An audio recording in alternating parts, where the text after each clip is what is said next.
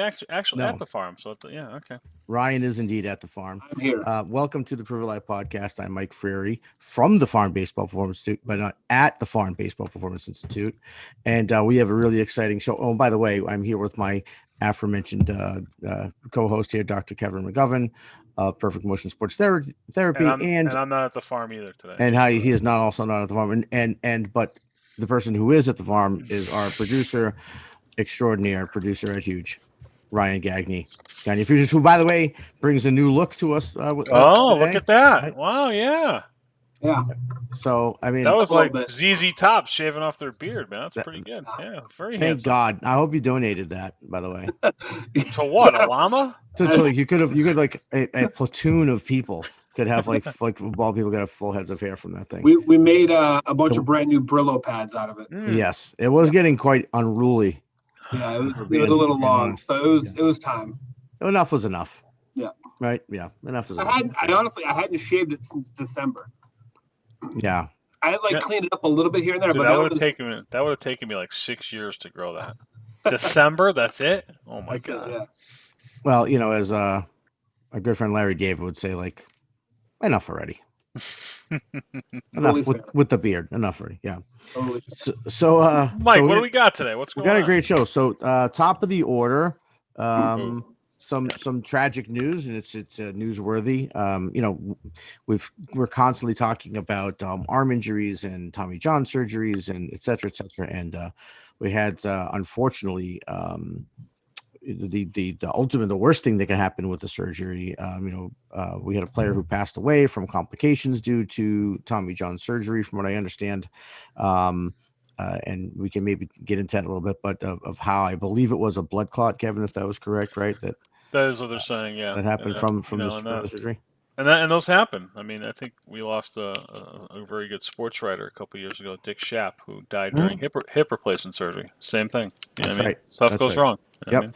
And that's that's super unfortunate. Obviously, that's not common, right? That's an uncommon thing to happen, but it is one of the things that of course, when you're going for a surgery and they have you sign all those papers and waivers, that's what it's for. Is things can happen, and unfortunately, in this case, it did. And in this poor kid, our absolute deepest condolences go out to him and his family. He's only 20 years old. Sang-Ho Banks is his name. Pitcher at George Mason. Yep, George Mason University. So we don't really use this to platform on, but it was worthy of mentioning because again, it's just another box that's checked off here of why we need to get this right, why we need to figure this out, and so this something like that doesn't ever happen again. So and who knows, by the way, right, Kevin? Who knows, when his arm injuries started or his arm troubles began? And I don't think it's fair to say that anyone's responsible for the arm injury, but could have started when he was little. But clearly, no one corrected him and helped to teach him to throw safely. From what I saw on, Twitter's going, back crazy from stuff is crazy as well. He signed this informed consent, like just stuff that's completely out of bounds. But there was a picture either on Twitter or online that I saw where he is in that, inverted. I mean, it looks like an M, but they call it inverted W. And I know. I have no idea why you would teach any human being on the planet to throw from that position. You couldn't put your shoulders in a more weaker position. Everything we talk about sport or movement should be from a position of strength, right? Not weakness. And that's certainly a position of weakness. Right. And we're going to get into that's a part of our main topic today. We're going to get into that, and we're going to talk about some of also some of the corrections, like what we would like to see happen in order to prevent these things down the road. But obviously a very tragic thing that happened, and we wanted to mention that. And in other news, and another huge story, very huge sports world, was the Los Angeles Lakers. They fired their trainer. And have you been able to pull it up, Ryan? If they have a quote for their citing the reason that they fired her. I'm looking for the quote right now, but by every account, it's not really a surprising outcome. The Lakers dealt with a ton of injuries this year. They lost a total of 163 regular season games due to injury and or illness. Wow. Nobody on the team participated in all 72 games. Not like that really happens that much anymore in the NBA anyway. But only 6 of their players played more than 60 games this year. Wow. So yeah. But with that said, it's still not, we see that a lot in sports, and no one's held accountable, right? I mean, they don't do anything. So this, I think, was especially if they came out and said it, that this is the reason why. I mean, all of a sudden, the team's got a new medical staff, but they don't. They literally came out and said, this is why. Now, right. And this trainer had only been with the team for a couple of years. They had just fired their training staff back in April of 2019. They had kind of cleaned house a little bit there and got rid of their trainer. Had brought this person in. I honestly don't know if she was working there underneath this guy before, or if again she was just brand new to the organization within the last year and a half, 2 years. But already back out again. Too many injuries going on there within the organization. So they gave her the axe. So Kevin, I think you're starting to say that they let her go because of lack of performance, right, or too many injuries, or 6 1 doesn't have another there, right? I guess. And so the reason why I think this is huge is because, what does this say to the rest of the sports? Finally, somebody sort of broke the ice with this and said, like, no, we're not going to just, we're not just going to let these people stay in these positions and protect them in many ways. We're going to hold them accountable finally, at least for performance. And, I think that sends a message to pretty much every, train every sports organization out there right now. And again, I have 2 sides to this, of course, again, because I don't know what's going on inside those organizations, and I don't know how those trainers are being responded to by the athletes, right? And especially if you have a organization like the Lakers, right? Like the Yankees, Dodgers, a lot of these organizations with big name players, right? These big ticket players. And, who knows? It could be that these trainers are trying to get players to do the right thing, move the right way, break out of old habits. And, you can't do that. You can't force as a trainer.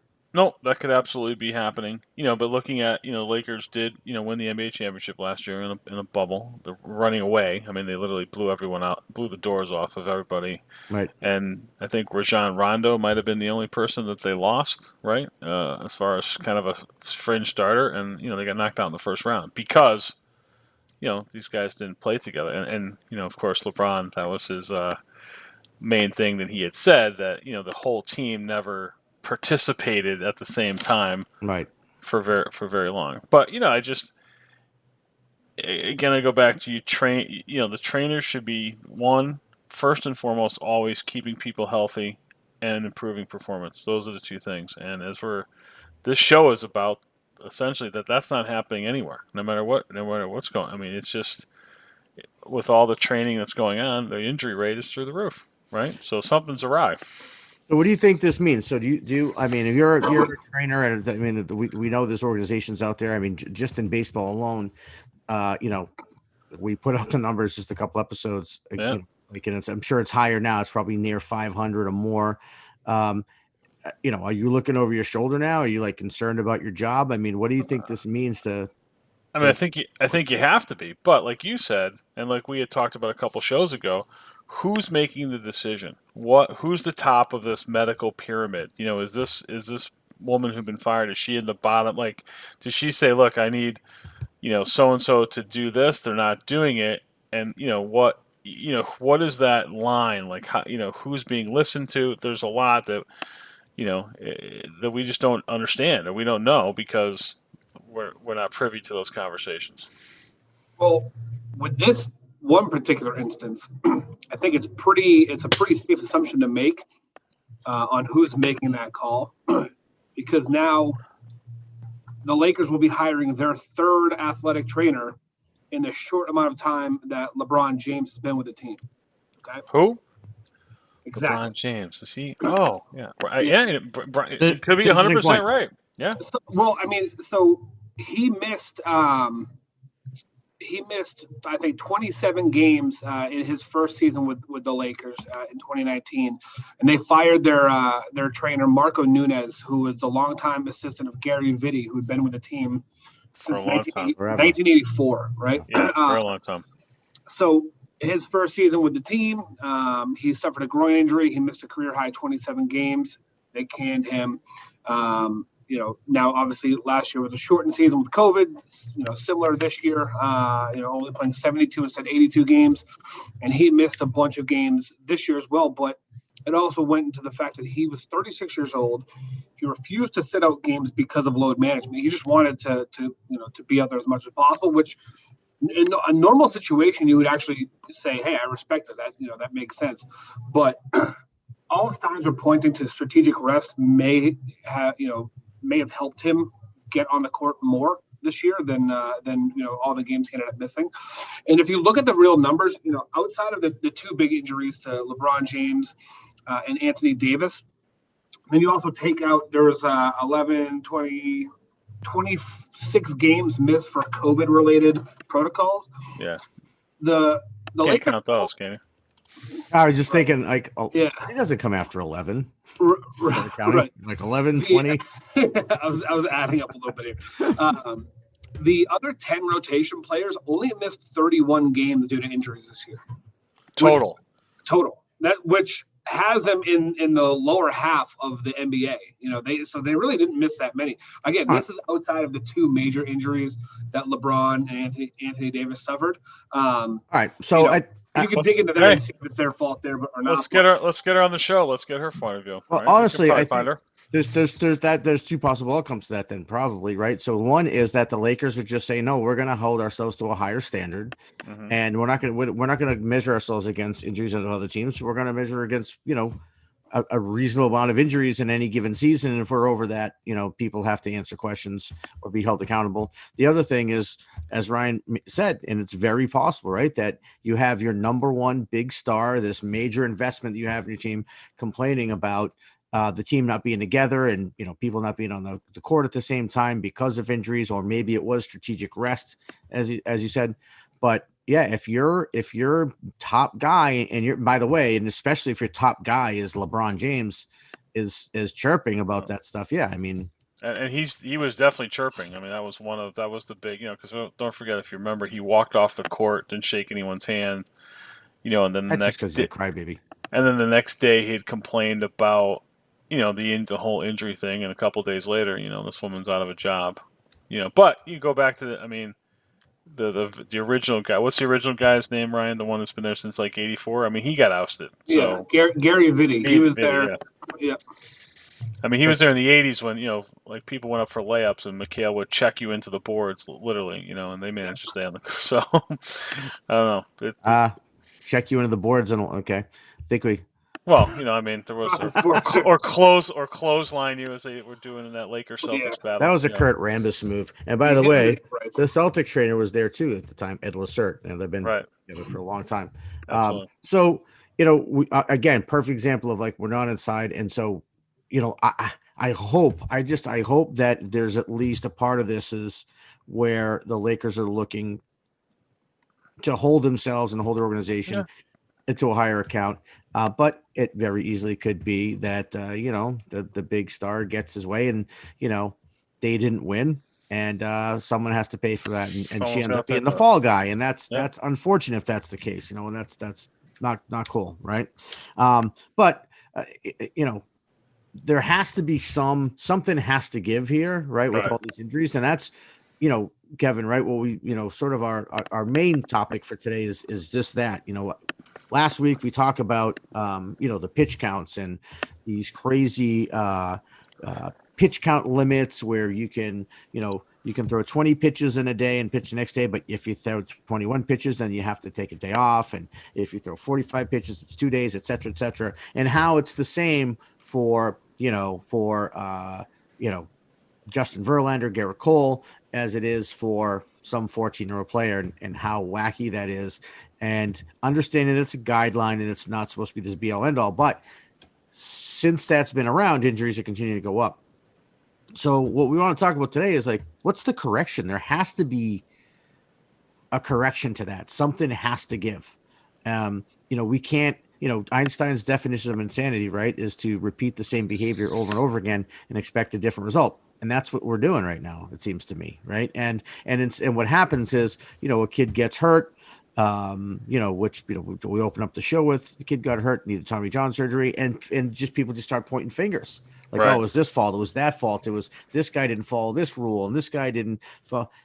And the reality is, as a community, we're at fault because we're not fixing it. And in our opinion, and I don't want to speak for Kevin, I'm going to let him say his piece, obviously, but they're missing the number one thing, the one that I see as one of the biggest indicators of arm injury. And we're talking about overhand pitching here, which is arm path. The arm. What is the arm doing? I mean, it's the arm that's being injured, and they won't look at the arm. They won't look at the arm doing, which blows my mind. They only want to hear the number of throws that arm made. And and again, we talked about it last time a little bit. How are they not, looking at some of these pitchers in the past, right? There's pitchers with longevity, which pitchers that had relatively healthy careers, that had little to no time on the injured list. Why aren't they looking at them, Kevin? Why aren't they going back and saying, what were these guys doing? Why? It's a great question, and I don't have an answer for you. So we're going to turn to I'll put this in quotes, a sport that you don't really think is a sport, and that's, essentially, which I think is the leader in movement technology, which is the game of golf. So golf has a machine called IRON BYRON, which is a machine that essentially tests all the golf clubs to make sure that one's not, hitting the ball much further than the other. And it has a swing path of a former golfer by the name of Byron Nelson. They determined that was the avatar for swing, that's the path, and that's what they use to test everything. Baseball doesn't have an avatar for pitching, right? So I looked at, the website we talked about last week. I'm looking at all these, kids hooked up to all these electrodes, and they're doing biomechanics. But what are the numbers are you comparing it to? If a kid's at, releasing the ball with his arm behind him at, 210 degree, where should the arm be? And who is determining that true study? Like, okay, we need to release the ball at X because Y, Z, blah, blah, blah, blah. But there isn't that. So my point of all these studies that you're doing, if you're not comparing it to something that's actually healthy and through the test of time, like let's just use Roger Clemens. Boom, like, Roger released it here and here through a bazillion innings. So maybe he's the avatar. I don't know. And maybe they're doing that. But if they're doing it, it's certainly hidden because you can't find it anywhere. Like, look, Well, here's the perfect mechanics. We know that Byron Nelson's swing path was relatively perfect. We're going to make a machine. So who is the throwing person? Like, what path is it? I think that there's, look, you hop on social media and there's lots of people out there who are, breaking pitching mechanics down, but they're not talking about the arm. So you'll see, hey, you want to be like, I remember Tim Lincecum. Oh, yeah. Right. All of a sudden, every kid out there, right, had looked like Tim Lincecum. Yeah. Overstriding, right? He was like striding way longer than normal. Right. Had like the head tilted up, all that. And kids were emulating them. And there were coaches out there that were telling kids to emulate him. But again, they weren't talking about the arm. It's almost to say it's the same thing as like is taking a hitting mechanic, right? And taking the bat path away and saying, oh, don't look at the bat path. Well, your bat path's huge. And by the way, you can perform the same motion, sequence of motion, almost identical to a big leaguer. But if you don't have the proper bat path, okay, this is where some hitters vary, then you're not going to be as successful as you are. And of course, with pitching, it's worse because it's not just performance-based, it's health-based now, right? So now you could be running the risk of injury. And, again, it's like it's having the avatar, as you called it, right? And I think that they should have that. We look at Roger Clemens as, nearly as flawless as you would probably see. And flawless is a stupid word to say, but you get the idea. It's as someone good who as stayed someone who stayed healthy to pitch that long. Nolan Ryan, anyone who has demonstrated, even Mariano Rivera has demonstrated the ability for the test of time. Well, I can tell you, and I always said, and now I just Roy Halladay, right? Like Yep. he's another good example. Wasn't on the DL very often. Was known as a horse, right? They hear that, and all of these guys that we're talking about, if you watch them throw, one of the common things you'll see between all of them is their arm stays in front of their body. There's no reach back here. There's no extra lag. There's no pinching and shrugging the shoulders. Right. Their shoulders stay relatively flat. They draw a circle in front. And this here is a motion for people just listening. I'm just taking my arm, making a circle in front of me. This is a totally natural motion. Now I just turn and do that, and there's a throw, and I'm using my hips, and my arm is only really going anywhere on its own when I'm moving forward and down, when my hips have complete rotation. And Roger Clemens had that kind of arm path. Nolan Ryan had that kind of arm path, and Kurt Schilling, all these type of guys. Yep. And I think that's an arm path you want to watch. Now, if you look at some other pitchers that didn't last and have overly long arms, like a Strasburg with the shrugged shoulders and the arms laid way back, and we just had a text come in. Actually, my wife chimed in about she says the guy from the Marlins with the high leg kick, and I think she's talking about Dontrell Willis, right? Who did have a really high unorthodox leg kick. He leaned back, but he also had a very poor arm path. Again, super long. Everything was long. And these pitchers that are long in the back are the ones that ultimately the long and the shoulder shrug, and oftentimes you see them together. They're getting hurt. And so again, why? And even if that's your avatar, even if it's a negative avatar saying, "Look at don't do this." Every Tommy John surgery has been here, and the arm is back here. You can't do it. That's the buzzer goes off, the lights go off, but there's not even that. There's no one talking about. You can't accelerate the ball against gravity. It's to me, it just doesn't make sense. Not only that, but to the contrary, right? I mean, they'll take. I've seen coaches do this, right? It's the hot pitcher, whoever's like right now. It's Garrett Cole, right, or someone like someone like him, Blake Snell, whatever, and that's the new way to do it. And hey, watch what Blake Snell does, and again, eliminating the arm almost entirely. Or entirely, because and it's hard. I'll be honest with you. It's not easy to change someone's arm path. And so instead of doing the hard job because it can be done. And I say almost said easily, it is kind of easy. It just takes time. Right? It takes practice. It takes time, right? And it takes dedication to focus and to look at that and to make corrections every single time that kid's throwing. But I've heard coaches say, 1,000 times, like, this is a common thing. Well, everyone throws different. We don't touch the arm. You don't want to touch the arm. You leave the arm alone. What? Why? Again, and we don't have a good answer for this. And this is the frustration of it, of why this isn't looked at, because we see it. And, and Ryan can attest to this. He's been with me pretty much from the beginning. This is something we saw 10, 12, 15 years ago. And I know, Kevin, you did too. And now it's to the point where I think kids are emulating the wrong guys. They do want to be, Dontrell Willis. Yeah, but now they're also doing. They did. Yeah, but now they're also doing it at such a higher rate of, these max throws where they're doing these pull downs, where they're running up, crow hopping, starting from one county to another with this ball, and to look at the radar gun light up, and I just cringe when I see that. I see guys throw and do a somersault. Yeah. Like what? Yeah. But that's called a pull down, I guess. I don't know. Not how I do pull downs. Kevin, we see young kids, and I see it on our softball program too. And because for whatever reason, it seems to be a little worse, even on the girls' side. Right now, they don't overhand pitch, but everyone overhands throws outside of the pitcher, right? And they all complain of arm pain. And you can see why, their elbows drop and their elbows forward, and their arm path is not great. And of course, we're working with them to fix it, but it does take time.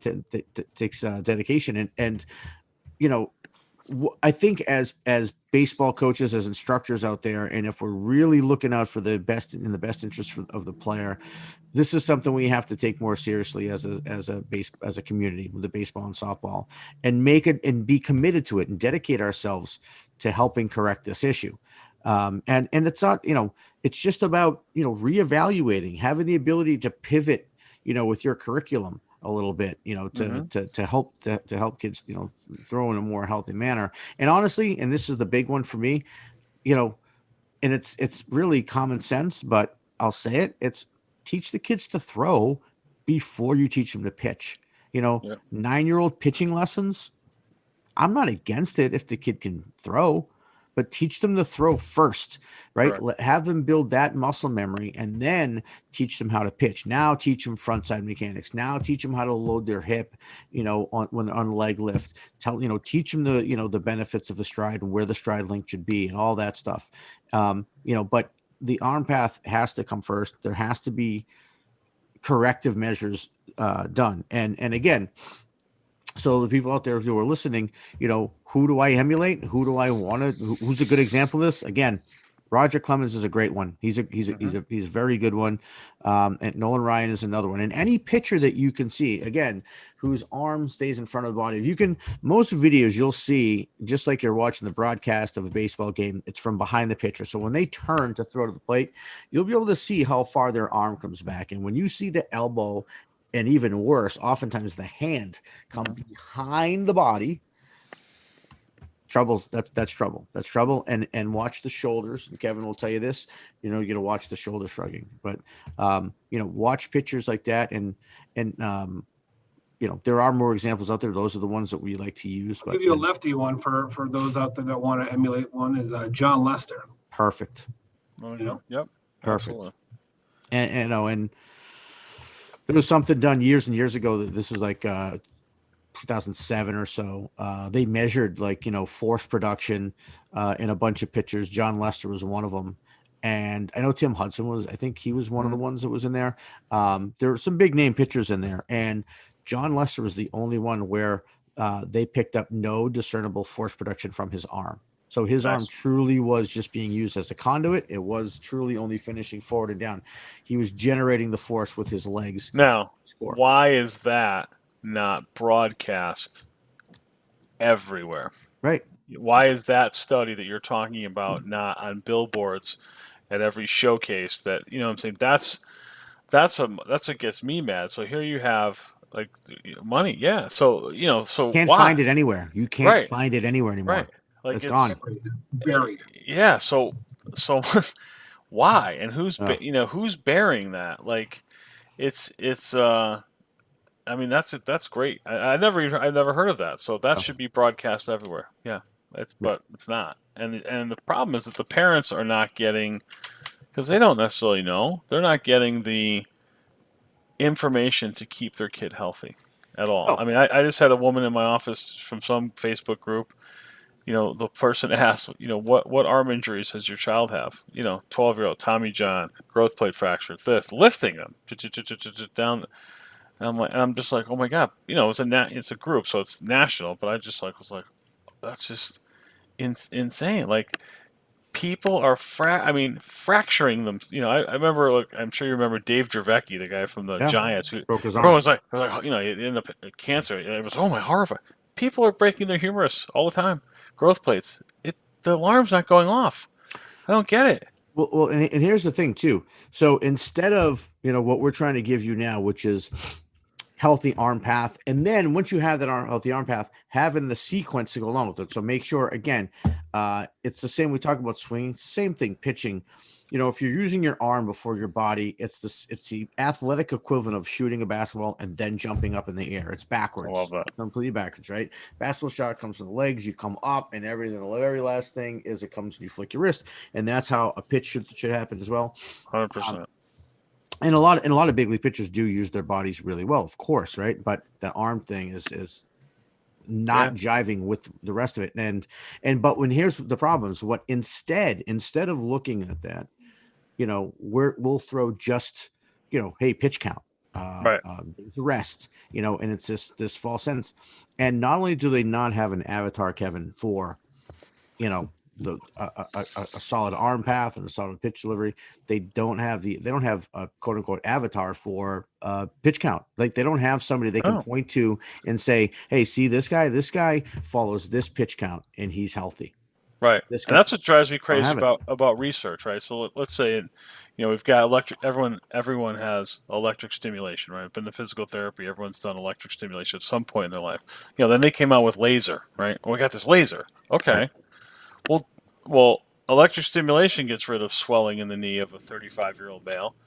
How does the laser, well, it just does. Well, is it better than the electric stimulation? So they don't do those kind of studies. So you've got all this stuff out there. There's heavy ball stuff. Is it better? Is it helping people? And why? And show me that. Other than that, I don't like if, we've got to release the ball here. Okay, why? Prove it. Show it to me, and show me what the elbow looks like. Show me all that data. But there isn't that out there, Mike. It's just not there. Like people will say, "Oh, we've done all these. We're doing this. We're doing." Okay, again, go back. Show me the avatar. Show me when you release the ball, your arm should be here, not here, here, not here, definitely not here, because A, B, C, D, and E. Right. Well, we just talked about a pre-show, right? And it sort of just came to me as a thought because we were watching one of the videos. Is you have the study of 10 pitchers, right? Not only they're not talking about the different arm paths, right? But it's their arm position, even, right? So we're talking about how some will throw where it's the elbows out to the side, the arms in layback like this, they're throwing this way. Others will throw with their elbows forward, right? They get here and their elbows forward, and the arms more behind the elbow or on top of the elbow, right? Those are two wildly different ways to throw, but they treat them the same. It's just, and again, we can find videos. And the pitch count's the same, right? The pitch count's like exactly. Right? You could be throwing like we're gonna see, and why would you do that? Like the pitch count would be the same. You could be throwing like this in 29 or this in 14, and it's the same. It's supposed to be the same. And again, and there's no look. I'll take this back to say there's lots of and I say this to Mike all the time. I say, look, what I'm teaching you with the hitting, don't take my word for it. Go home, look up your favorite big leaguer. He'll be doing the exact same thing I'm asking you to do.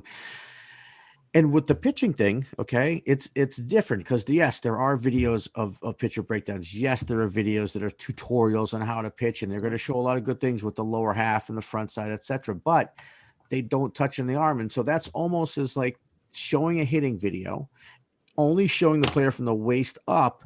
And you go, what about the legs? Well, don't worry about that. It's everything, right? It's everything. Right. And again, even more so, not a direct analogy, because you're probably not going to get hurt if you don't use your legs in the swing. You're just not going to be that successful. Right. But with pitching, this is and look, it comes back to, and this is a guess, this is my opinion, that we become so obsessed with velocity. There's that extra reach back, and people think the further they get it back, the harder they can sling it forward, right? That centrifugal force idea. Mm-hmm. I don't know. That's just my opinion. And velocity is become to trump everything. It's without question. Than safety and etc. And here's a guy who sort of changed his arm mechanics, and now he's 79 and still pitching. Bartolo Colon. Watch how short his arm path is. 89, I think he might be still pitching in the Mexican League. Yeah, right. Yeah, right. He's down straight up to here, and a strike throwing machine. Yeah. So I just want to just one last thing else. So if you're watching and listening, and you didn't maybe even give this much thought, start to pay attention. Look at arm paths, and you'll start to see what we're talking about. These guys with the really long arm paths and runs with the shoulder shrugging, and I think you'll see a pretty fairly direct link between those arm paths and either injury or averse to injury. Right. And I'll just say in closing with this topic is, again, I look at another comparable moving sport, and that's the sport of tennis. And no one is taking 4 days off between matches because they serve the ball too much. Okay, because they are accelerating downhill with gravity, and that's how you can't. No one's accelerating back here because when you hit the ball, it would go out of the stadium. Everyone is downhill, and tennis is certainly serve a max effort movement with the arm path downhill. But you're holding a racket that's longer and much more heavier than a baseball for sure. So no one is getting Tommy John surgery from tennis that I've heard, maybe one in a million. And they're serving hundreds of times a week. So and throwing a football and cricket and volleyball and all that stuff. Yeah. I agree. All right. Cool. So yeah, we'll be staying on this obviously because this is such a big important topic, and it's so much of what we do and so much of what we want to get out there to educate people, and to try to get some of these injuries down. And maybe another topic for another time, but we'll even talk at some point. I think that if you do shorten your arm path, keep it more connected with your body, throw forward and down, that you'll actually even throw harder and be safe. All right. All right, what do we got? So we got a tip of the week. I know you had, your tip of the week. And so we sometimes do tips of the week. Sometimes we do questions. Last week was questions. Today we kind of have a little bit of a mix because Kevin has more of a tip and I have a question from, this was will you go first with your tip? Why don't you take your tip? Well, if you're ready for it, if not, I can take my question. No, yeah. So my tip is kind of a little lesson here. So I have a young lady who's at a local high school, and she was given the off-season conditioning program, which we talked about last week of cookie cutter stuff. This is something that's cookie cutter. No one's name is signed to the back. It's like 6 pages front and back, and talking about doing plyometrics, talking about everything acceleratory, nothing deceleratory. Plyometric jumps. Now this gal can't even do she can't do a proper squat. So now she gets this off-season conditioning program, and there's all these jumping and this and that without being able to do the first step of that movement. So, to the parents, and I'll share my screen here. So my movement of the week is essentially a squat, which is a vital movement that should be done both pre and post any kind of exercise, right? So this movement here is a perfect position of where we should start the squat from. The key position here is that everything is linear, okay? So shoulders over knees, over ankles, back, and we're keeping that curve there of our back. Let's do my wonderful internet connection. I was going to say, yeah, you're a little breaky. Yeah, I'm sorry. I mean, it's only connected right to the modem, but so the advice is to when you get these programs, to read through them, okay, to look through and make sure your kid can do the first step of movements before we do like I said, make sure they can work in the parking garage before we're doing penthouse stuff, okay, before we're doing all this crazy stuff that literally, I mean, like I said, that was copied from some, I'm sure, Division I kind of program, because there's nothing in there about, again, keeping the person healthy. There was no down day to say, okay, on the third day we're going to do stretching, core stuff. None of that. It was all run, and nothing that's about keeping them healthy. That's good stuff. Yeah, I equate that too. I mean, the way we teach hitting is we're always going to look at the ground first, and everything should come from the ground up. If you can't have proper posture in your load phase, why are we going to work on hand path? Obviously, right? So that's good stuff. All right. So I had a question, and this wasn't a question directed specifically for the podcast, if I'm being honest, but what made me think of answering this question is this is a player who's new to us. Actually, his player had played another program, had seen us, we played against them, and was, I guess, impressed with the way our guys hit. And so I get a text message from this guy. We got from one of our parents, and we started talking. And what made me bring it up was not only did he ask this question, but then I'd seen a couple other kids shortly thereafter and had to work on the exact same thing. And it's a very, very common thing. Now, I'm going to start by the question, and then I'm going to get into, why it's, what the common thing is and why I think it's so common, by the way. So the question was, it was a bit of a statement. It says, my son, he's a right-handed hitter, and, he's just not barreling the ball, and he keeps hitting these flare pop-ups to the right side, again, right-handed hitter, to second base side.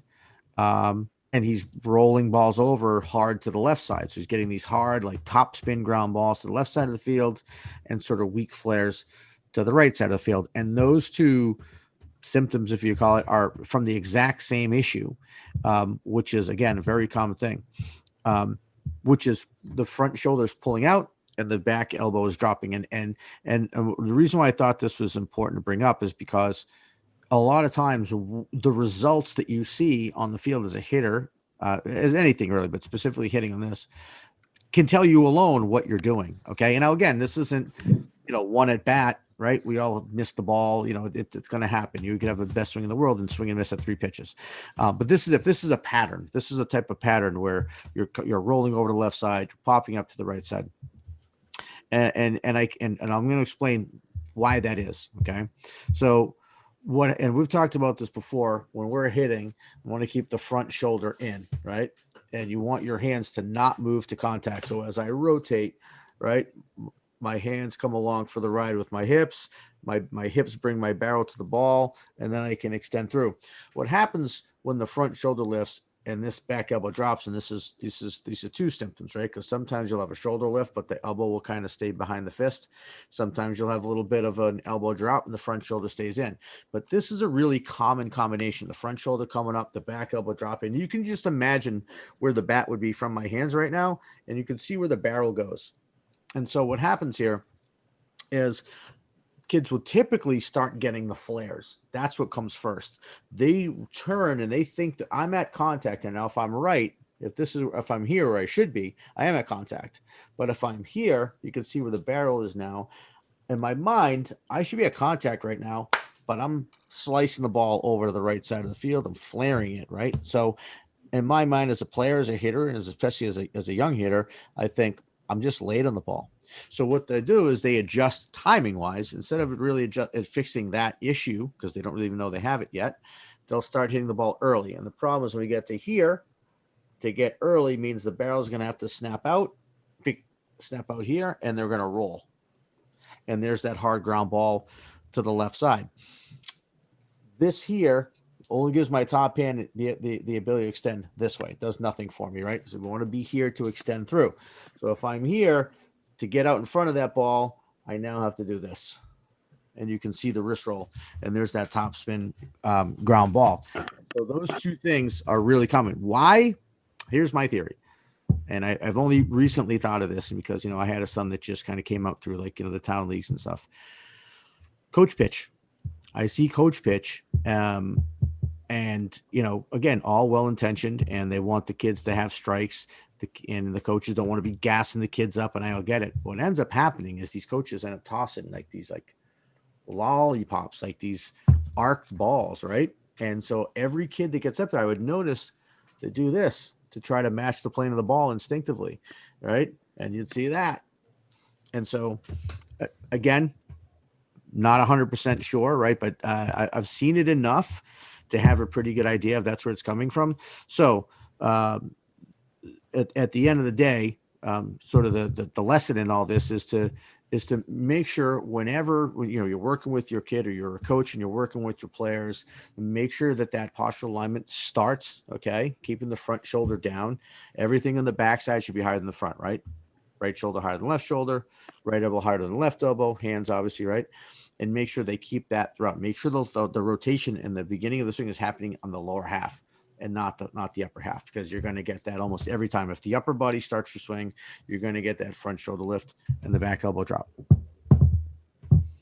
Nice. Okay. What is it? Time? It is. It's time.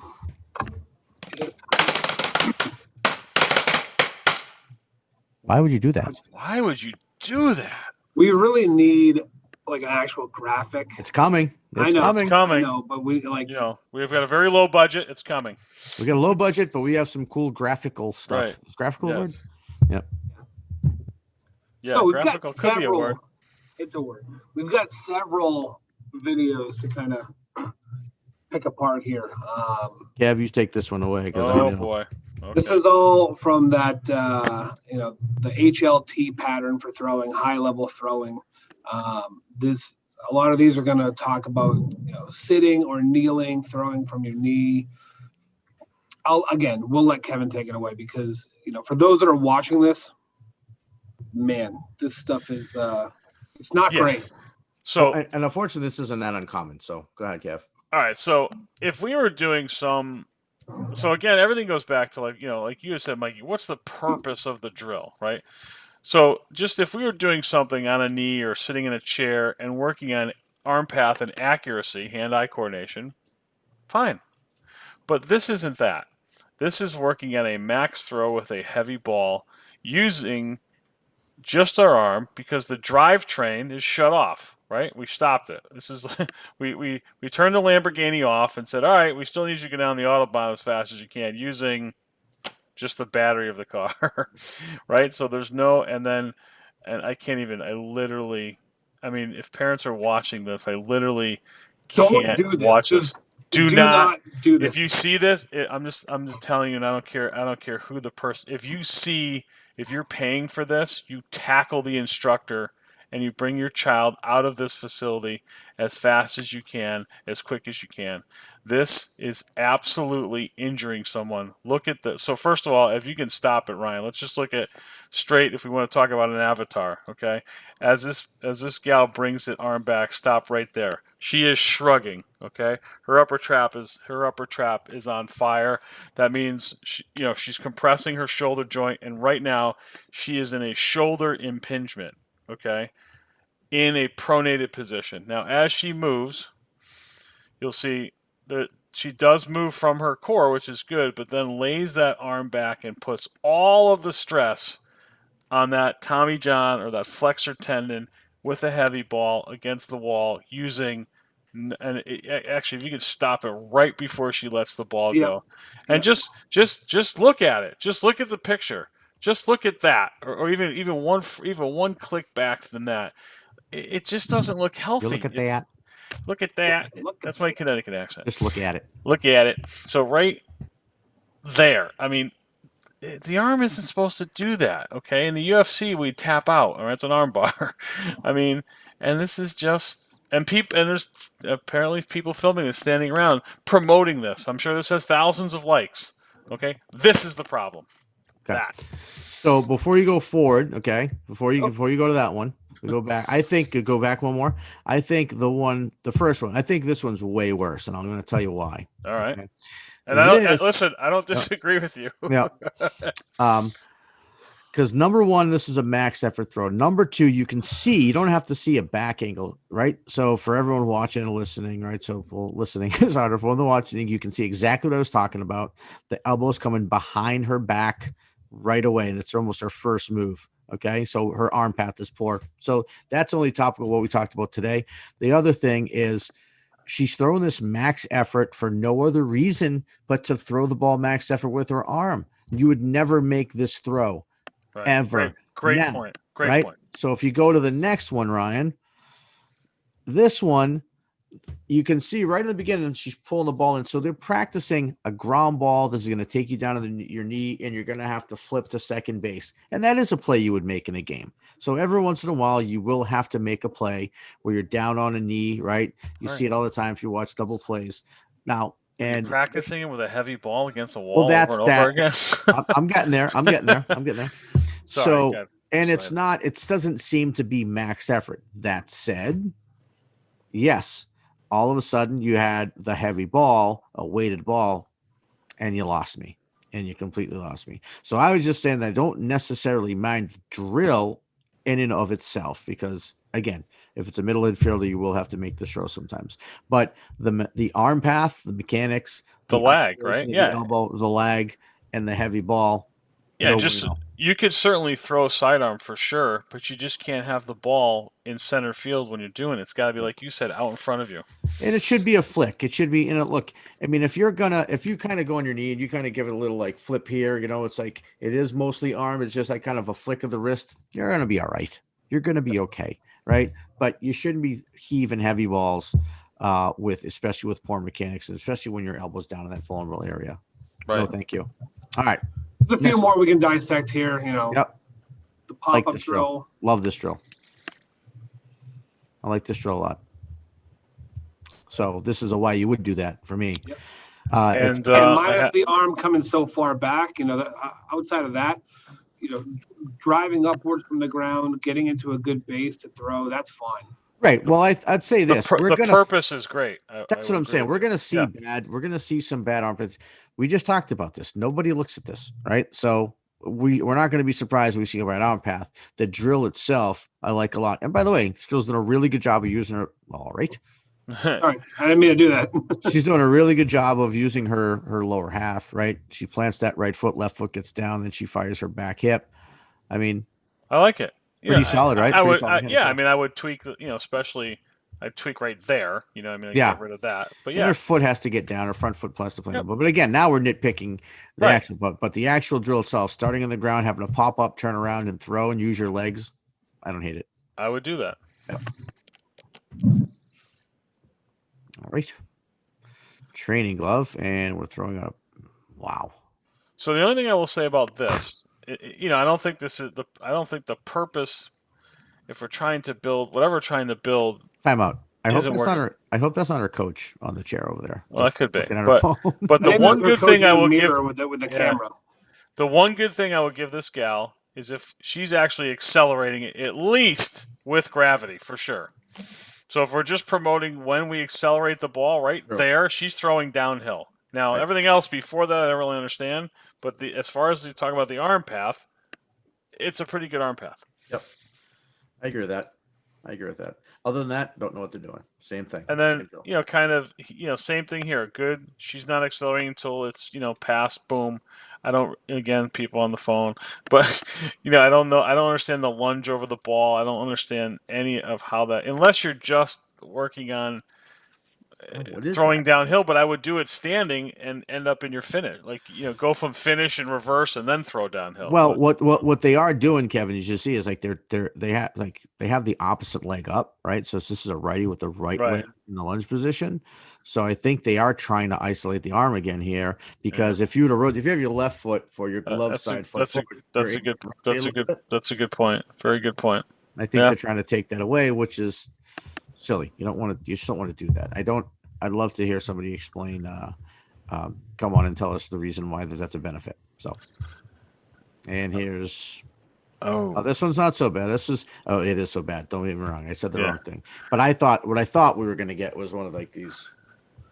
Yeah. So, I mean, I guess why am I, what is it? Am I scratching the back of my head? I don't understand. I don't even understand what this is for. For those times where you hit a ground ball and it rolls up your back and you have to pick it up over here. Oh, just like the throw from first to third that happens all the time too. Yeah, gotcha. Right, I gotcha. Yeah, that happened. Okay, now I understand that. Yeah. So again, folks, parents, just because it's on social media, just because it's got thousands of likes, a poor kid died of Tommy John surgery complication, and they're back and forth literally blaming it was okay because he signed informed consent. It is the social media stuff. Buyer beware, viewer beware, and just make sure that these things that you're doing or having your kid doing really is correct. And just because it's on social media does not in any way endorse it as being correct. Well, make sure that the number one thing is that the person that your kid's working with, they're putting the player first. If you're a coach, make sure you're putting the player first. And again, this goes to everybody, right? I mean, so it's always, I think there's so many people who are just well-intentioned, but make sure we're not, it's like the Hippocratic Oath, right? First, do no harm. I mean, that's how you got to look at it. Like, let's make sure we're keeping the kids healthy. Right, absolutely. Make sure we're giving them the best best available information that's going to help them improve. And that's important. That's the important thing. Absolutely. All right, guys. All right, folks. So we do have an announcement. Next week is essentially the 4th of July holiday, and I think both Mikey and I are away. So we're going to try to maybe cut something. And Ryan, too. I don't know if you're playing. Yeah, he's in Tennessee, too, yeah. All right, they're going to Tennessee. I'm going to New Hampshire. So we're going to try to maybe get a special showing on Sunday night. That won't be live, but it'll be something that we'll send along via the podcast, either Apple or all those the interwebs. The interwebs, yes. Yeah. But so that's thanks again for listening, guys. Yeah. We're gonna end the show with some fun facts today. This is gonna be new. Oh, all right. Wow. So we talked about it. We talked about it pre-show. I mean, we didn't. In the top of the order, we didn't really talk about Red Sox or Yankees like we normally do. I'm gonna go back to the Yankees right now for Kevin. The Yankees so far this year have turned 3 triple plays. Okay. There have already been 5 triple plays turned in the majors last year, which has earned them third place in the American League East. Exactly. All threes, buddy. All threes. Got to stay consistent. So we're up to 5 so far for Major League Baseball season this year. 3 of them by the Yankees. But I wanted to throw in a couple fun facts here. So, did you know that the Boston Red Sox on July 17th of 1990 were the first team to hit into 2 triple plays in the same game? I did know that, In actually. the same game? Same Wow, game. That's impressive. The Minnesota Twins turned 2 against the Red Sox, and the Red Sox still won that game. Wow. Right? Of course they did. Does anybody know? I mean, this guy's a Hall of Famer, one of the greatest players of all time. Do you know who the only player to ever hit into 4 triple plays over the course of his career would be? Is he local? No. What era? At least can you give us that? At least within 30 years? Yeah, like the 70s. Mike Schmidt. Reggie Jackson. It actually was Robin Yount. No, it was before 70s. Sorry, I'm not even thinking. It was like. There we go. Like 60s. Mickey Mantle. Brand new bit, and he's already screwing up. Right. Brooks Robinson. Robinson hit into 4 triple plays over the course of his career. And then the last fact here. Not known for his bat. No. Joe Pignatano, everybody's favorite player. I'm sure. Yes. It's actually Pignatano. I've been to the Pignatano Academy of. On September 30th of 1962, he hit into a triple play against the Chicago Cubs during the last at-bat of his major league career. Up till today, he's the only player in Major League history to end his career hitting into a triple play. Wow. All right. Now, is he related to Joe Pepitone or a different uncle? Yeah. No. Yeah. When you have the same Eddie first Pepitone? name, doesn't mean that you're related. Yeah. And the last name begins with the same initial. He's like, oh, it's hard to pronounce. You're not brothers, no? Okay. All right, everybody. Well, do we have any more show add-ins, or is that? Yeah, you're gonna spring out 2 bits on us, or what? It's Kevin's turn to juggle right now. That's one thing I certainly can't. I can't do that. That's the one thing you can't do. I can't do. I got nothing. Okay.